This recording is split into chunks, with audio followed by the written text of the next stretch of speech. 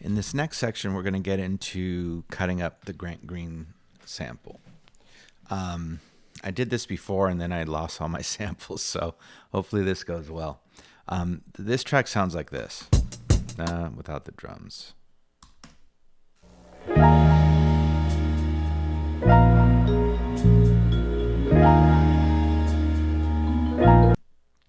And I already had some cuts. I took one out, but basically this is not used in the Kendrick song, but these things that have long sustained elements to them are really useful and easier to use. So actually I'm just going to advance to this. I'm going to cut it here. So I'm going to use this. Do I need it? I think that's it. Okay. So I'm going to take these two and I'm going to export clips as files. I'm already in my samples folder, so I'm going to go ahead with that. It's going to just say Grant Green with the name, and it's going to add a 1 or a 2, depending how many. And then I found this section here, which is used in the Kendrick track. So I already cut this, and I'm going to export that one. We're done there. Let's see how well this works. So I'm going to use the same contact, kind of going back to this idea that sometimes you end up with, it's good to use just one contact instrument instead of multiples. I'm going to make 2 more stereo instrument tracks.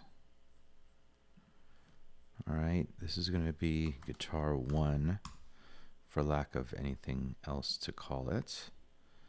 And I already did this, but did I not make 2 Smarty Pants? All right, let's use this then, all right, that I already had made. So we'll have guitar and guitar 1. This will be channel 2. This one will end up being channel 3. And let's take a look and listen to this sample. So I dragged in just one of the Grant Green samples. And of course I can't hear it. Why would I be able to hear it? Oh, well, we changed the output to 2, the MIDI channel to 2, but we never came over to the track to assign it to output 2. All right, so that's fine. But let's open it up and let's take a look at the mapping editor. I'm not going to use all these weird, slowed down versions. So I'm going to move this because I actually want to have multiple samples on my keyboard on this one. So I'm going to grab this, like I can literally click and drag it. Remember that green, this is where the original pitch is going to be triggered from. And I'm just going to put that on C1. I have a really small keyboard that I'm using. It's a 2 octaves. So I'm pretty sure that I'm just going to use it also on C#. Okay, I did a little bit of work ahead of time. Then I'm going to come over here and drag my second sample, and I'm going to put it on G, just so I can kind of have things mapped out logically for myself. That's not the one I want. That's going to be the next one, actually.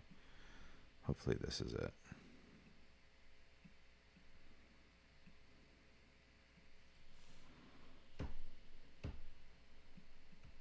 That doesn't have anything to it.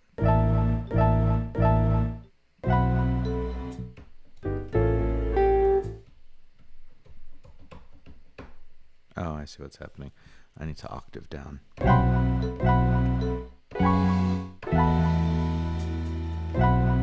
Okay, so that's this, C#, G#. And then this one I'll move over to C again. All right, and I'm already anticipating something, so I'm just going to leave it at this, at 3 different samples. All right, so when I hit C#1, I'm triggering this first sample. When I hit G#1, I'm triggering this one. And when I hit C#2, I'm clicking that. Now pay attention to that dun, dun, guitar notes because that is where I'm anticipating some issues. Okay, so I have a click track in here that's going to give me an 8 count. I have my count off on.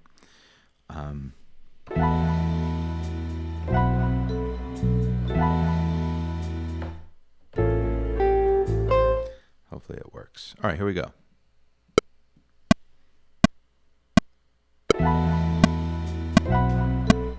Wait, what the? Try again. 1, 2, 4, 1, 2.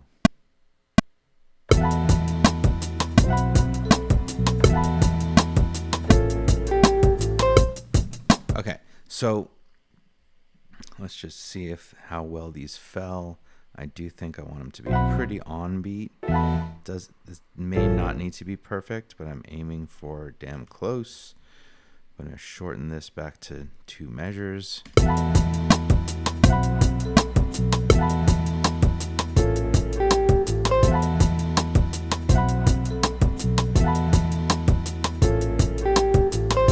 Okay, so I actually really do like this first part. The vibraphone note coming in there is perfectly on beat. The one thing I don't like is how the guitar notes are rhythmically playing. I'd like those to be a little bit more on the downbeats or on the beat. So we're going to take a look at Contact. We're going to take a look at another piece of Contact. When I have this highlighted and I hit Wave Editor, this is actually showing me the waveform. And as I trigger it, I can see the 2 notes that I actually want to focus on. So what I'm going to do is highlight this sample. I'm going to come up to Edit and Duplicate Zone. I find it easy to click in the background here. Now I have 2 of these. And I'm going to place this on G again. So I have C sharp, G sharp, C sharp, G sharp. But I need to edit these. I'm going to edit this one so that it starts. I think I want it to.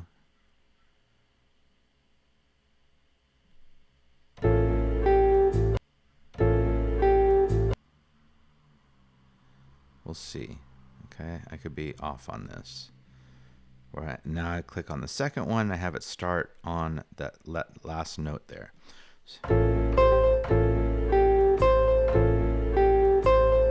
So I'm now hitting 2 different keys, right? C sharp gives me that. Let's see if that works. I may need to adjust that. So now I'm hitting 2 different samples. I'll get rid of this. I think I can do it in real time again. Give me my 8 count. 1, 3, 4, 1, 2.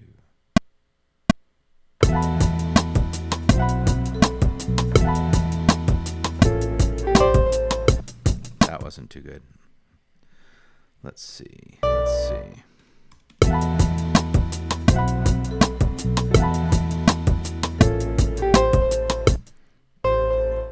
Okay. I did want to edit it. Last time I did this, I edited it differently.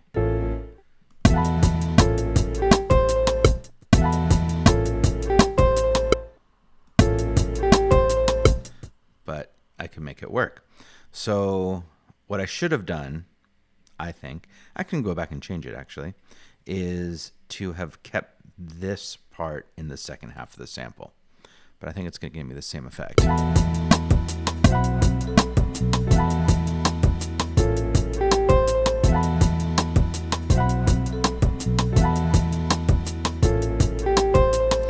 I don't really like it. So I'm going to keep this. I'm going to keep it on the quarter notes or the 16th notes or whatever they are. Who knows what they are? Yeah, quarter notes, right? Beat 3, beat 4. I'm sorry. Yeah, what am I talking about? I'm going to change the sample. So I'm going to come over to the wave editor and I'm going to start here. Let's see what that sounds like.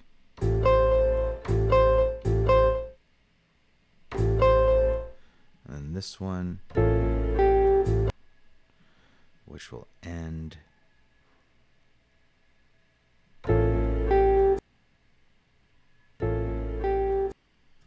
see what that sounds like.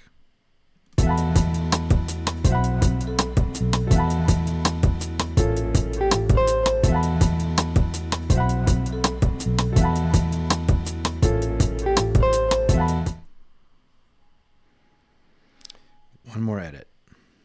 Let's actually break this up into three things.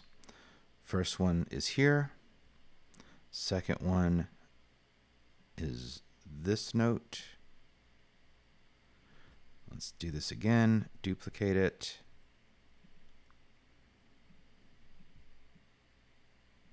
On C.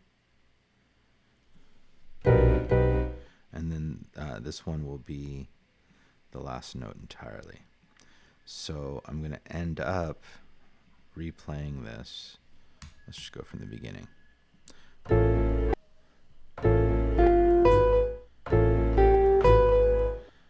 I don't even have it on my keyboard, so I'm going to need to fake it. Here we go.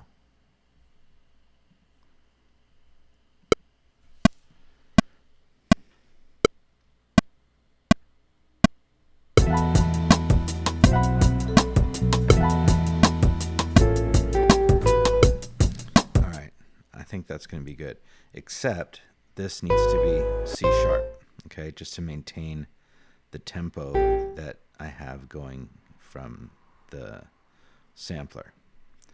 Yeah, my rhythm was pretty decent on that one. Let's see what breaking that up into three sounded like.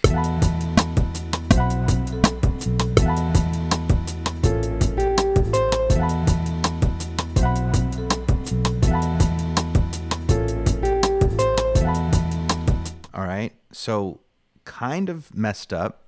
At least it's not a perfect, it's never perfect. So I decided to take this one sample. At first I thought I could do it in two, then I decided to break it up into three parts. And that gave me kind of what I liked.